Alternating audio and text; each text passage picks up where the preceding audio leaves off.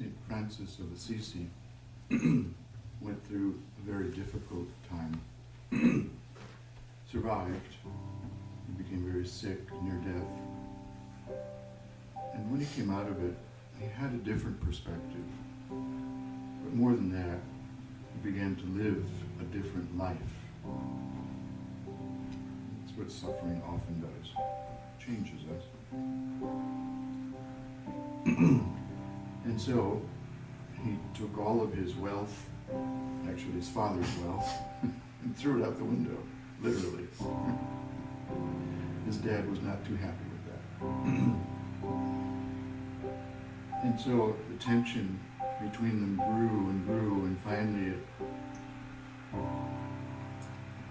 in the courtyard on a sunny day, he disowned his father and gave him all his belongings, including all his clothes, and stood there buck naked, walked away from so-called civilization,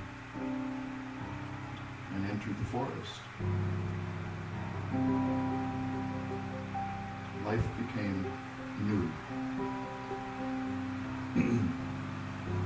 It wasn't long before other people began to follow him, hang out with him, and also wanted to learn a new way of life.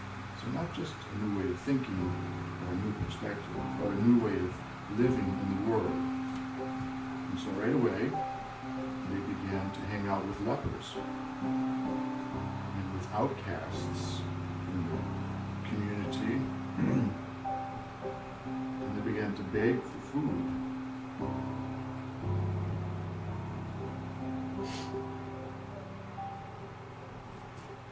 And they sang a little song in their new way of life. Pace e bene, peace and good, peace and good. Sì a tutti, yes, not just for a few, not just for the 1%, but for everyone.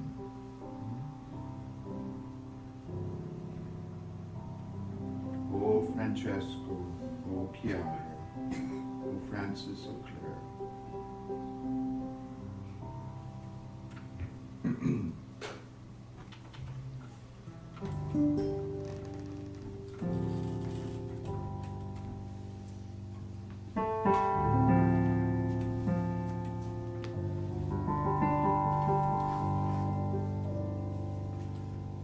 I'll sing a line too, just sing it right back. Pace bene, pace bene, pace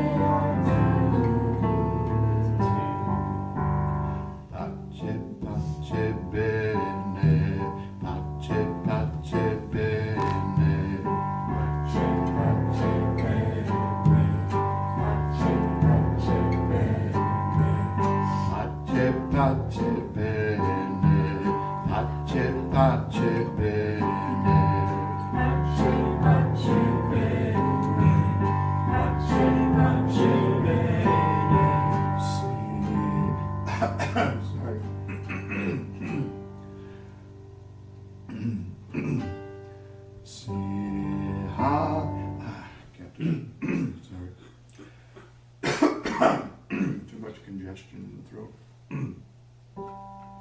Let me try taking it up a little bit, see if that helps.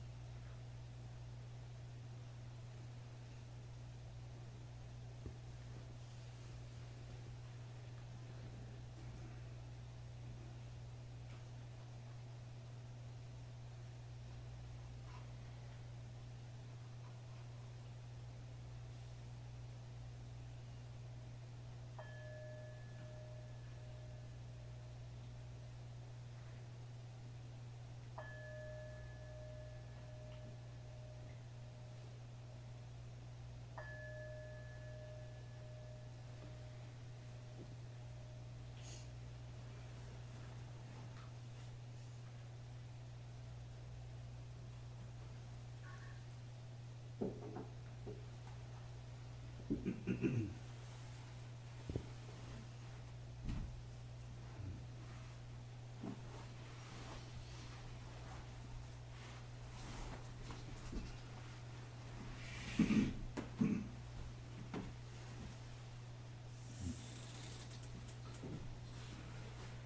I was a little boy, I lived in the inner city of Buffalo, New York. And every day I'd go out and play with my friends on the streets. And it was inner city, so there wasn't a whole lot of green around. And sometimes we got into trouble, doing various things. So my mother, God bless her, would say to me as I was going out the door, "You be good now. You be good." And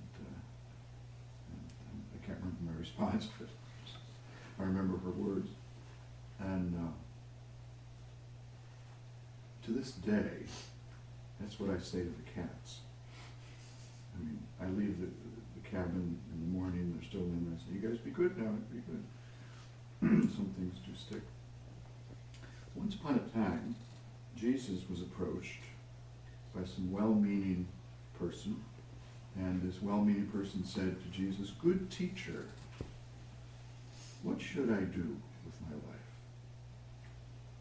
And Jesus, messing with the person, said, "Why do you call me good? There's nobody good but God." He liked to mess with people's heads. And so it gets me wondering, makes me wonder, and has made many people wonder throughout the millennia, what is good? How do we know what is good? How do we follow the good when everything else is pulling us in another direction? What is good? And so I thought tonight we would hear a little bit of, if you have your magic box available, Tim. Do you all know the poet Mary Oliver? Mm-hmm. Mary Oliver. She's worth knowing.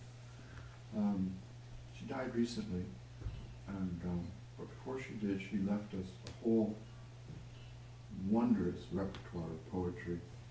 And one of them is called The Wild Geese. I think that's the one I'm after. The Wild Geese.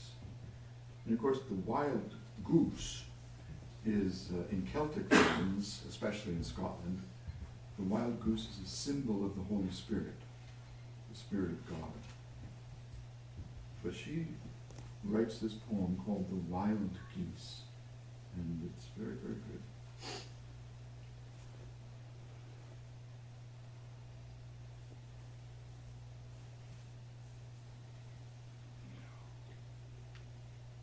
Did the goose fly away?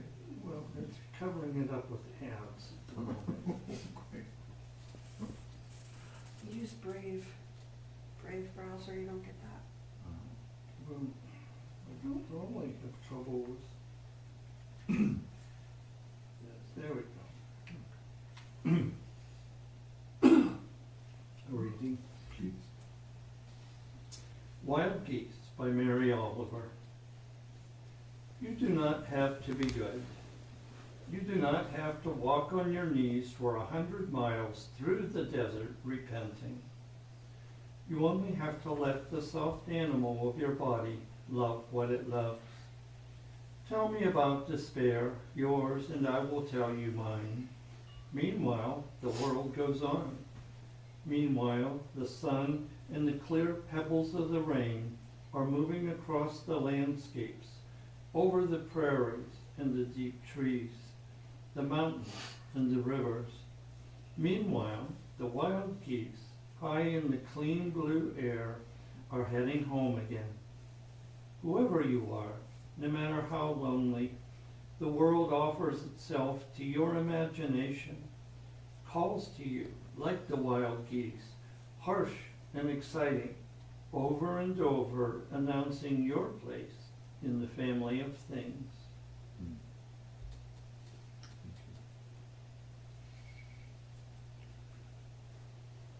Let's hear it again. Charlie, would you care to read that, please? You knew that was coming. I had no idea that was How coming. about that? You You do not have to be good. You do not have to walk on your knees for 100 miles to the desert repenting. You only have to let the soft animal of your body love what it loves. Tell me about despair, yours, and I will tell you mine. Meanwhile, the world goes on. Meanwhile, the sun and the clear pebbles of the rain are moving across the landscapes, over the prairies and the deep trees, the mountains and the rivers. Meanwhile, the wild geese, high in the clean blue air, are heading home again. Whoever you are, no matter how lonely, the world offers itself to your imagination, calls to you like the wild geese, harsh and exciting, over and over announcing your place in the family of things. Thank you. Maybe one more reading. Anna, would you mind?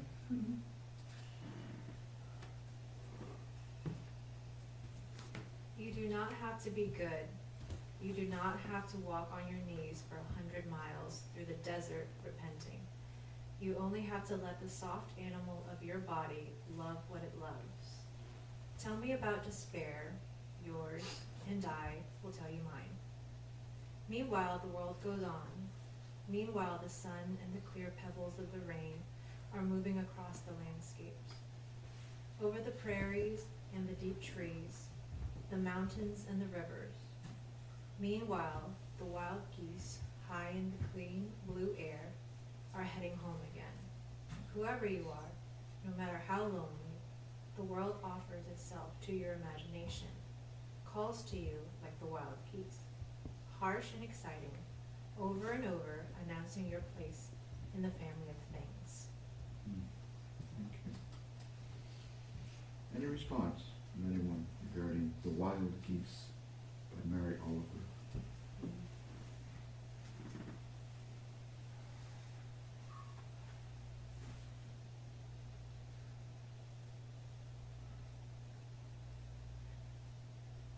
I'm getting the story of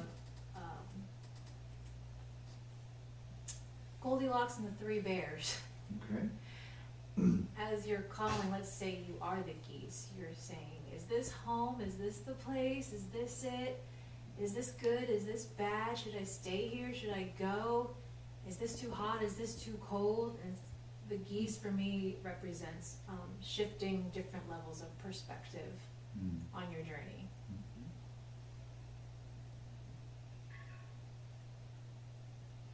How do geese sound?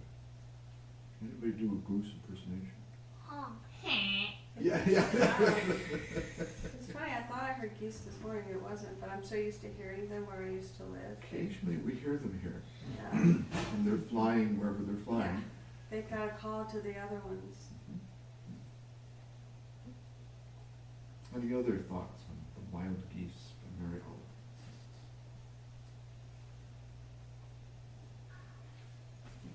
Feels to me like the world and everything in it is one huge invitation to join it. And it is harsh and it's exciting. It's both. And all we have to do is be willing to quit seeing ourselves as separate and join in, because the invitation's there.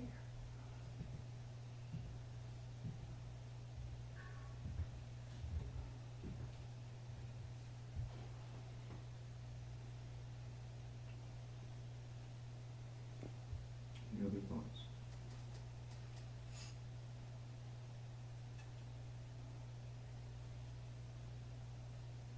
Why does she say, or what does she mean when she says, contrary to what my mother told me, you do not have to be good?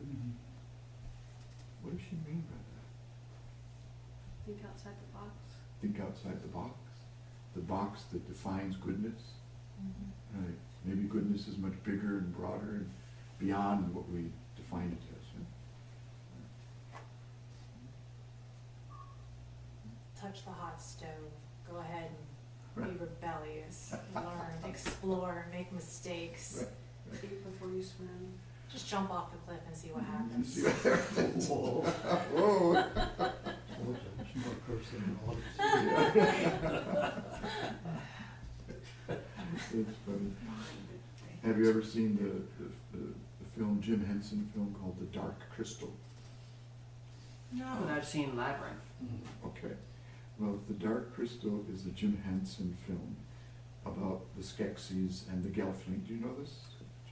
Does anybody know it? Sounds familiar. My God, where have you all been living? Anyway, it's a Well, we're wonderful, living in the labyrinth. wonderful movie that in one moment in the film, these two little creatures, a boy and a girl, they're Gelflings, right? And they're fleeing from the Skeksis. You can, with the sound like Skeksy, you can imagine what they are. Anyway, they're standing on a cliff, and the boy Gelfling says to the girl Gelfling, I guess this is it. There's no way, this is a cliff, we can't do that, and then there's the Skeksis coming after us. And the girl Gelfling says, don't worry about it. And out from her back sprouts wings. And the boy Gelfling looks totally astonished. And the girl Gelfling says, didn't you know girls have wings? And they both flew off together. It's lovely. Anyway, so any other response to this poem? Any other thoughts, feelings, response? For every time I hear it, that's amazing to me how that works. That starting out by setting aside the rules of life, what I hear her saying is, pay attention to yourself, what you're seeing that meadow, you're hearing the geese, what do you like, what do you want to do? That's the over and over invitation, but it's our own interest that is that invitation to guide our life instead of the rules of doing it right.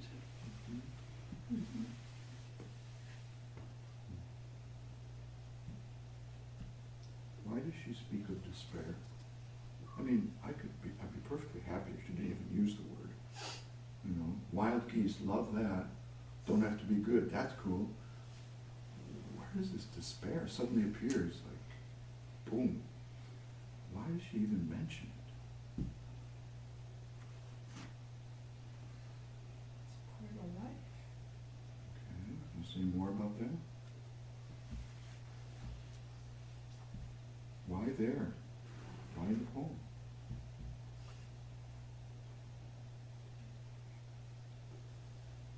It's a sharing. She says, you tell me your despair, I'll tell you mine.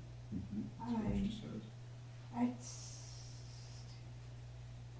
brings out compassion. Ah, I, does that have anything to do with being good? Just a little. well, yes, but I think the not being good part is because there's no judgment with the divine. Mhm. Well, don't bring the divine in right now, because she doesn't. Okay? True. That's you. Let's hear Mary Oliver. Why despair at that point? Any other thoughts? It's just part of the human condition, and so you can bond with somebody over something similar. What does despair do to a human being if they live through it? Makes them appreciate good things. I mean, think of Charlie Dostoevsky in prison. Right? What did that experience do for Dostoevsky? On the positive side, that is. Right? Made him appreciate working.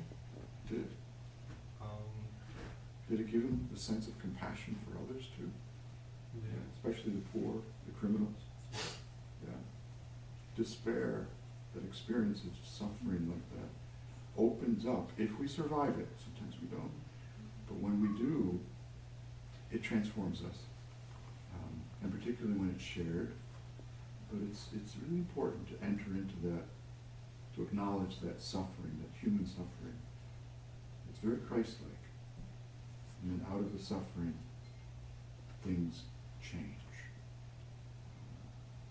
I remember when I was working in the streets of Washington, D.C.,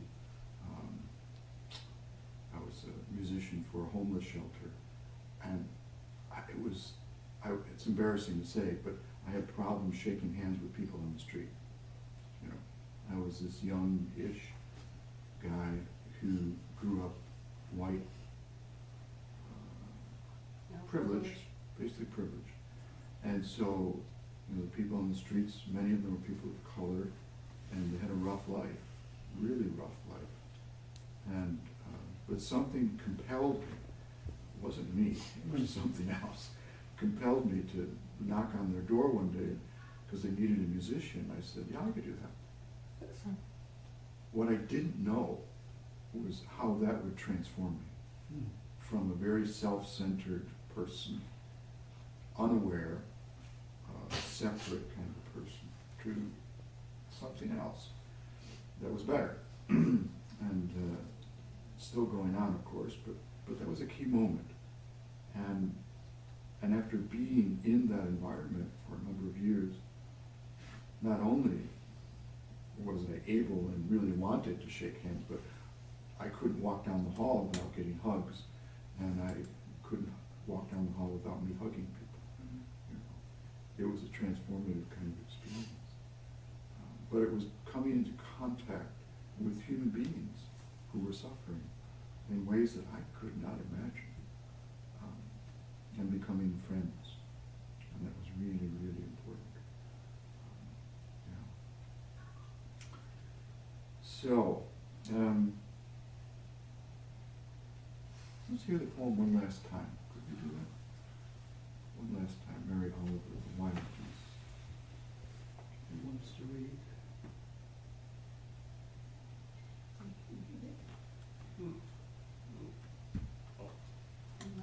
Unless William wants I to. think William just said he wants to.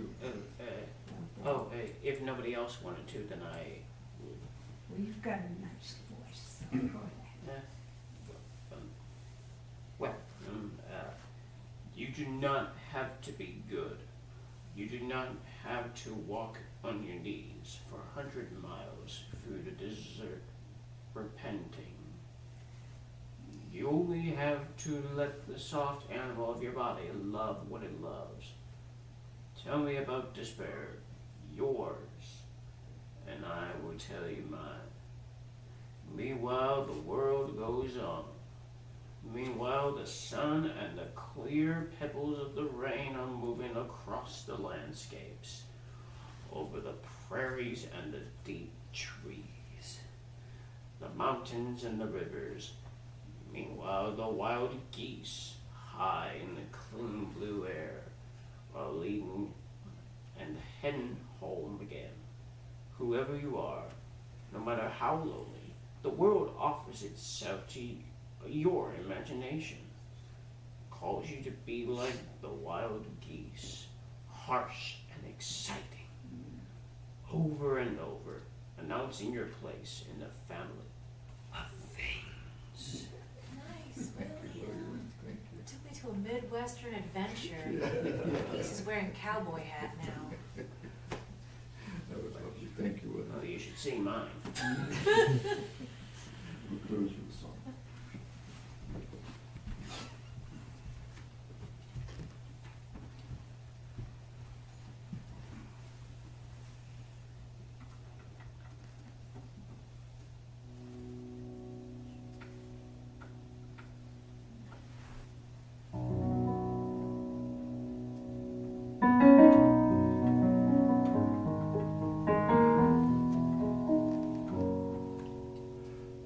I arise, I arise, I arise today.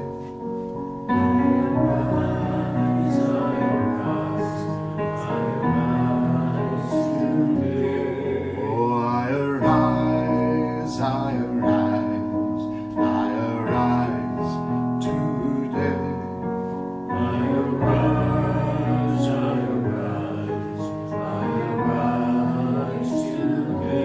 In the silent dawn, the quiet morn, I arise today. In the early light, the wakening sky, I arise today. I arise, I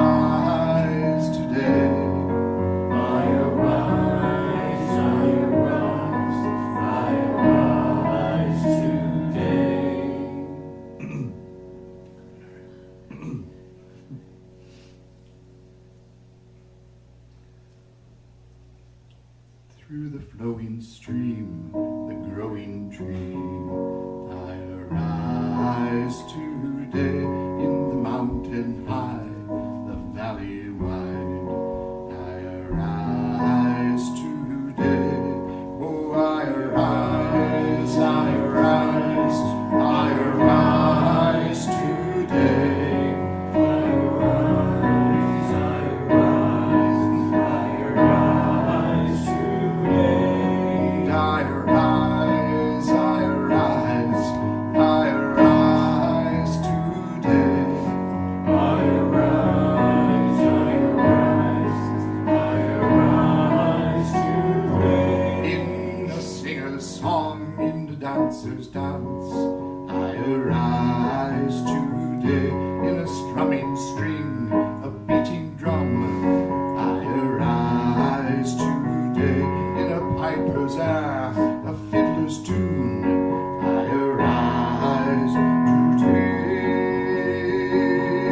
I arise, I arise, I arise today. I arise, I rise, I rise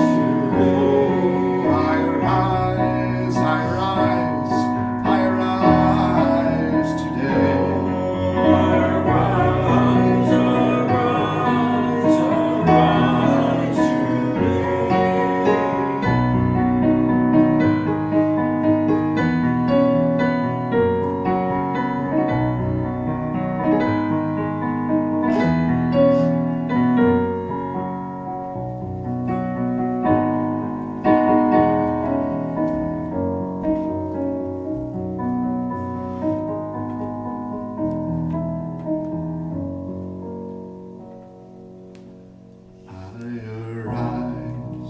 I arise, I arise today.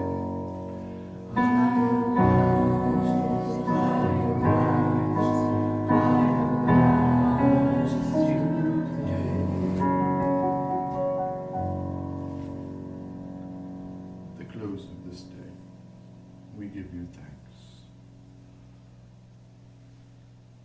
May we become more and more like wild geese, high in the sky,